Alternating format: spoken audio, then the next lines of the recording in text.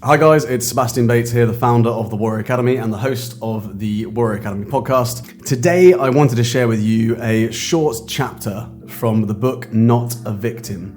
Not a Victim is a book I wrote in 2021 with the sole aim of helping parents mentor their children through the very, very difficult transition of bullying. I also recorded it as an audiobook, so if you'd like to have that book, then listen to this chapter, get a feel for what it's all about, and then have a look on Spotify or Audible for the audiobook, or even on Amazon for the physical book if you like a paper-based book. I really hope that it helps you prepare your child for the eventuality of going through bullying. Bullying is an inevitable but difficult transition that most of us go through in our lives. And as parents, I think it's really important we act proactively to prepare our children for the eventuality of having to go through it themselves. We can't always be there for our children, but we can give them the tools. We can empower them to face life's obstacles on their own. I hope you enjoy this chapter.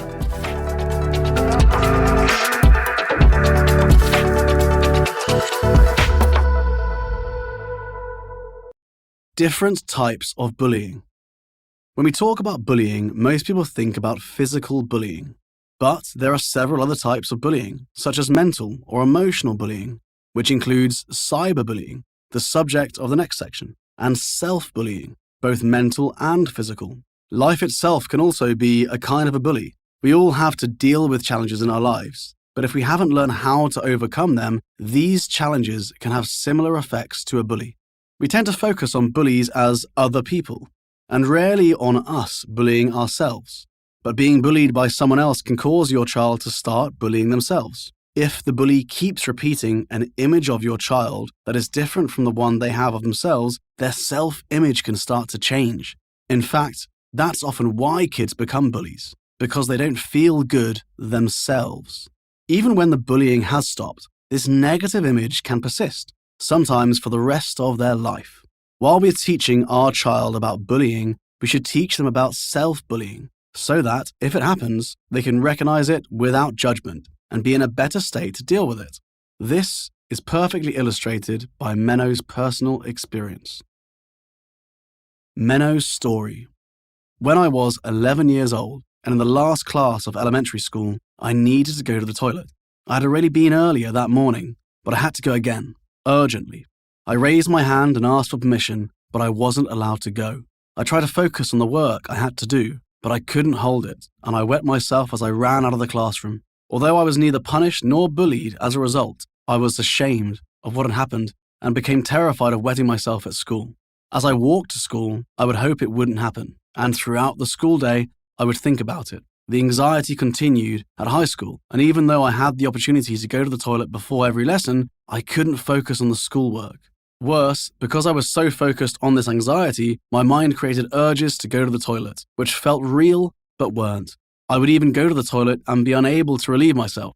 To resist the urges or push them away, I constantly pressed on my lower belly. This made me feel I was the center of everyone's attention. I felt ashamed and insecure. After high school, I studied physical therapy for 4 years. The first 2 years, I continued my destructive habit of being scared before class, continuously going to the toilet and worrying about not wetting myself during class.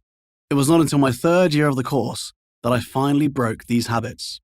Over a period of a decade, I must have thought about not wetting myself at least 20 times a day, 5 days a week, for 40 weeks a year, a total of 40,000 stressful thoughts. I had allowed a single event when I was 11 to become a major trauma. My parents didn't know any of this until I told them when I was in my 20s. I don't know why I didn't ask them for help at the time, but I wish I had. It would have saved me 10 years of pain, and I likely would have done better at school. If something like this happens to your child, don't try to make it smaller or wave it away. Think how their brain will handle it. They don't have a strategy to cope with what has happened and recover from it. We teach our kids to protect themselves against physical dangers, from crossing the road to talking to strangers. We must also teach them how to protect themselves against non-physical threats, both external and internal. Self-bullying can become physical, not just in direct self-harming, but in indirect ways, where the child doesn't take care of their body, of their physical and mental health, so their vitality slowly declines, which puts them at a greater risk of physical injury, disease, and mental illness.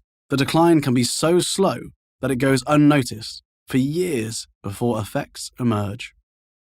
I really hope you enjoyed today's Warrior Academy podcast episode. We're going to keep creating these episodes because I know that so many parents find them useful or get insights or get ideas about how to develop their child's character. But it all comes down to the 3 C's: confidence, conduct, and concentration.